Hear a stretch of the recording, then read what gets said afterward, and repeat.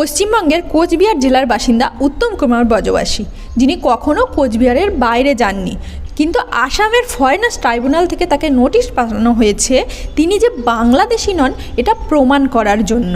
কলকাতা হাইকোর্টে একটা মামলায় অভিযোগ উঠেছে যে পশ্চিমবঙ্গের শ্রমিকদের দিল্লিতে আটক করে রেখে বাংলাদেশে পুশব্যাক করা হচ্ছে। হিউম্যান রাইটস ওয়াচ 2025-এর 2 আগস্টে একটি প্রতিবেদনে দাবি করেছেন যে ভারত সরকার শত শত বাঙালি মুসলিমকে অবৈধ অনুপ্রবেশকারী হিসাবে চিহ্নিত করেন যথাযথ আইনি প্রক্রিয়া ছাড়াই বাংলাদেশে পাঠাচ্ছেন।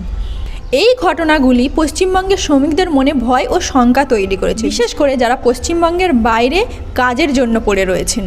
পশ্চিমবঙ্গের মাতৃভাষা, সরকারি ভাষা এবং প্রধান ভাষা কিন্তু বাংলা, অথচ এই বাংলা ভাষাকেই বাংলাদেশি হিসাবে চিহ্নিত করা হচ্ছে। সুপ্রিম কোর্ট এবং হাইকোর্ট এই বিষয়ে হস্তক্ষেপ তো করেছেন, কিন্তু যথাযথ প্রক্রিয়া কি আদৌ চালু হয়েছে? এই বিষয়ে আপনারা কি বলেন? আপনাদের মতবাদ কি কমেন্টে অবশ্যই জানাবেন।